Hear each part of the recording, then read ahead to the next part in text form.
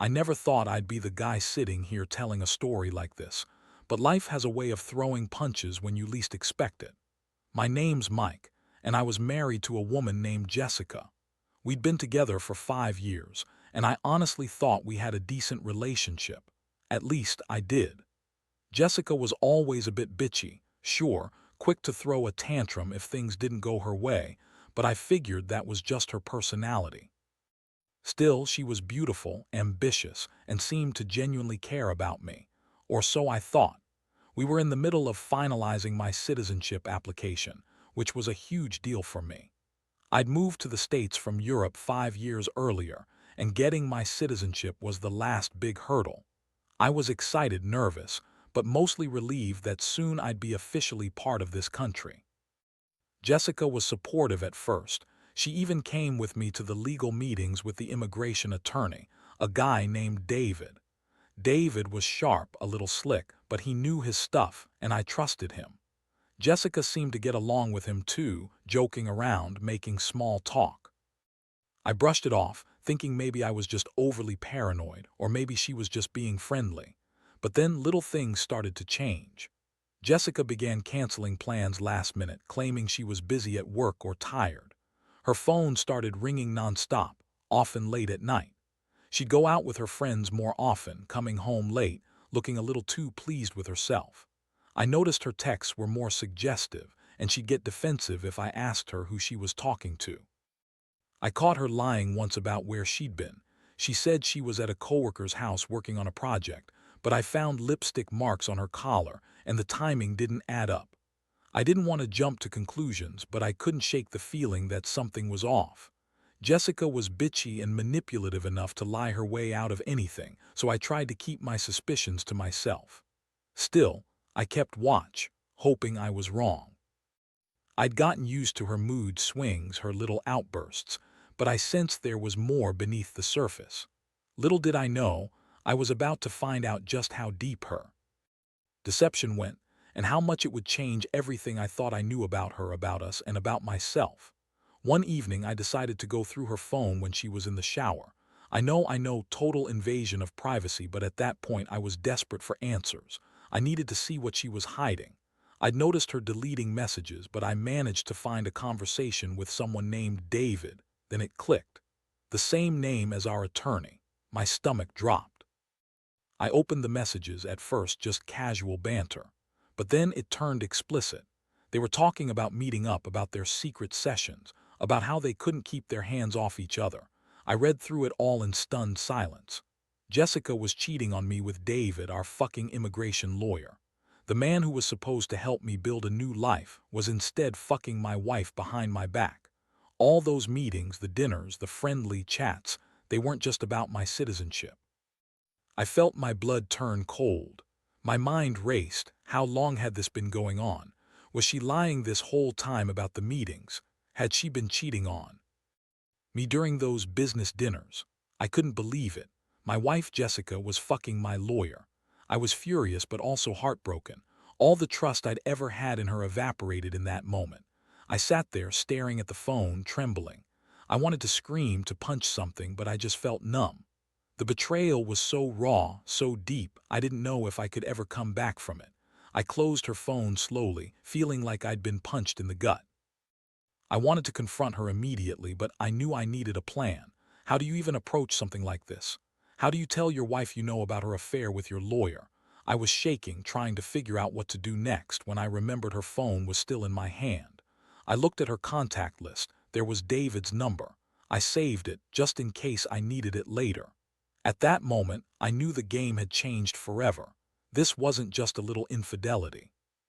It was a full-blown betrayal that threatened to destroy everything I'd built with her, everything I'd worked so hard for, my legal status, my marriage, my dignity. I had to decide whether I'd let her get away with it or if I was going to do something about it. The next day, I couldn't sleep. My mind kept replaying the moments from the night before, the shock still fresh. I kept asking myself how I hadn't seen it coming, how I had missed all the signs. Jessica, of course, was acting normal, probably trying to act innocent, like everything was fine. But I knew better. I couldn't let this go. I had to confront her, and I had to do it sooner rather than later. When she got home from work, I was already waiting in the living room, my arms crossed, trying to keep control of my emotions. She walked in, looking irritated as usual, but there was that forced smile on her face, like she knew I'd find out eventually. I didn't waste any time. I looked her right in the eyes and told her I knew about her affair with David. Her face instantly turned pale, her bitchy attitude shifting into a defiant glare. "What are you talking about?" She snapped, her voice sharp. "You're imagining things, you're just paranoid." I pulled out her phone and showed her the messages. Her face twisted into a sneer. "That's nothing," she spat. "You're overreacting, it's just sex. He's a professional and he's helping us get through this citizenship thing. You're making a big deal out of nothing." But I could see the lie in her eyes. I could see the flicker of guilt, the way her hands trembled slightly. That was when I realized I was right. She'd been lying all along. I felt a surge of anger mixed with heartbreak. How could she lie so easily? How could she cheat on me, then try to deny it? I told her I wasn't stupid, that I knew what was really going on. She started yelling, calling me crazy, accusing me of spying, of invading her privacy. "You're just jealous," she hissed. "You think I'd cheat with a guy like David? Please, you're just insecure." That was her go-to line: deny, lie, deflect. But I wasn't buying it anymore. I told her I wanted her out of the house, that I couldn't be with someone who lied and cheated and played me for a fool. Her reaction was priceless. She stormed out, calling me a controlling asshole, saying I was overreacting, that I was just jealous because I couldn't compete with her hotshot lawyer. I watched her leave, feeling a strange mix of fury and sadness. I never thought I'd be this guy, someone so betrayed, so humiliated. But I knew this wasn't just about her cheating. It was about how much she lied, how she'd hurt me so deeply. I sat there, staring at the empty doorway, realizing that my entire life had just been flipped upside down in less than 24 hours. After she left, I was left alone with my thoughts, but mostly with that gnawing feeling of betrayal. I didn't sleep that night. Instead, I started thinking about everything: the false promises, the nights I thought she was working late or out with friends, the countless little lies that now seemed like clues to a bigger, uglier truth. I kept replaying her words, her dismissive attitude, her insistence that this was just sex, that it was harmless. But nothing about her behavior fit that story anymore. The following days were a blur. I spent hours researching her phone, digging through her social media, trying to find anything else that could confirm what I already knew. I wanted to catch her in a lie, something I could hold on to, something that would make her see how much she'd screwed me over, and I did. One night, while she was out with her friends, I found a new message thread on her social account. This one was different, more intimate, more desperate. It was her and David making plans, talking about meeting up again soon, discussing how they couldn't keep their hands off each other. They'd even talked about going away for the weekend, just the two of them.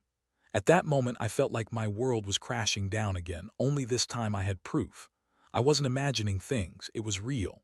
My wife, the woman I loved, was actively cheating on me with my own lawyer. I felt betrayed in a way I never thought possible. My mind was racing. What was I supposed to do? Should I confront her again? Should I cut all ties? I was furious that she'd lied, that she'd played me like a fool. And at the same time, I was crushed because I still loved her, or at least I thought I did. I knew I couldn't just sit by and do nothing. I had to figure out my next move, but everything seemed so complicated now. My legal status was at risk. Her lies had jeopardized everything I'd worked for. I felt like I was trapped in a nightmare I couldn't wake up from. But one thing was clear: I had to confront her again, this time with everything I'd uncovered. The betrayal wasn't just about the affair anymore. It was about the lies, the manipulation, the way she'd used my trust and my future as a game. And I wasn't going to let her get away with it. The confrontation that followed was inevitable. I knew I couldn't keep this bottled up inside. One evening, I told Jessica I wanted to talk seriously this time. She rolled her eyes and shrugged, acting like she didn't care, but I could see the nervous flicker in her eyes. When she finally sat down across from me, I laid everything out: her texts, her plans with David, everything I'd uncovered. I watched her face twist from annoyance to shock, then to outright anger. Her first reaction, denial. "You're crazy," she snapped. "You're just paranoid, all of that is just bullshit. David was helping us, that's all." "Yeah, right." I told her I had proof, that I knew about their secret meetings and that I wasn't going to let her lie her way out of this. Her voice got bitchy and defensive. "You don't know what you're talking about. You're just insecure and jealous. You always accuse me of stuff. You're paranoid because I don't give you enough attention." That's her go-to line when she's caught. Insult, deny, deflect. But I wasn't buying it anymore. I told her I was done, that I wanted her out of my life. And she, of course, flipped out. She started screaming, calling me a controlling asshole, a jealous psycho, saying I was ruining everything. She even dared to say she'd never cheated. Those texts, those plans, they were just innocent. "You're just a stupid fool who doesn't understand," she spat. "You think you're so smart, but you're just blind. I'll do whatever I want and you can't stop me." That was the point, I snapped. I was so angry, so hurt. I yelled back that I knew the truth, and I wasn't going to be played anymore. I told her she was a manipulative bitch, that she'd ruined everything. My future, my dignity, my trust. I said I'd file for divorce, that I'd make sure she paid for this betrayal. She looked at me with that same sneer, and for a moment I thought she might actually cry or break down. Instead, she just stood up and stormed out, calling me every name in the book. Watching her leave, I felt a strange mixture of relief and despair. I'd finally confronted her, but I also felt like I'd lost part of myself in the process. All the years, the hopes, the plans, all shattered in one night. I knew I had to get my head straight and figure out my next steps, but for now I was just exhausted, emotionally drained, betrayed, and furious all at once. But I also realized this wasn't over. Not by a long shot.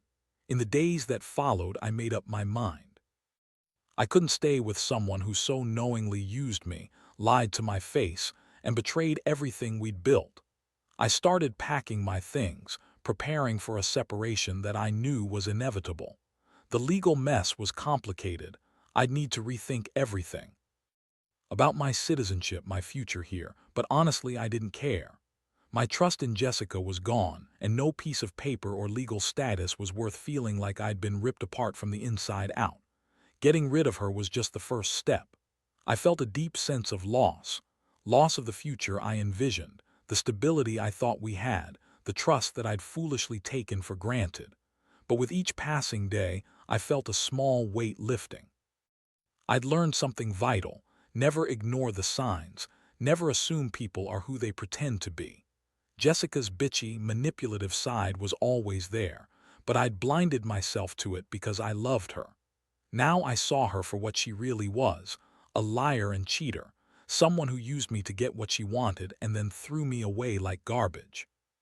The hardest part was facing the aftermath, explaining everything to my friends, dealing with the fallout from my family, and trying to pick up the pieces of my shattered self-esteem. But I also saw the truth about myself in all this chaos. I was naive to trust her so blindly, but I was also strong enough.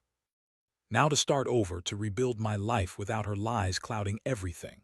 It hurts knowing I'll probably never fully forgive her, but I've reached a point where I accept that some things are beyond repair. Looking back, I realize what I've learned is simple but crucial. Trust is fragile. It takes years to build, seconds to destroy. And when it's gone, the pain is almost unbearable but also necessary. It's a brutal lesson, one I wish I'd never had to learn. But it's also made me more cautious, more aware. I'll never again ignore those little red flags or dismiss my gut feelings just to keep the peace. So here I am, finally moving on. I don't know what the future holds, but I do know I'm better off without Jessica in my life. I hope this story serves as a warning. If you see the signs, don't ignore them. Because when betrayal hits like a lightning bolt, it changes everything. And sometimes the only way to heal is to walk away and start fresh.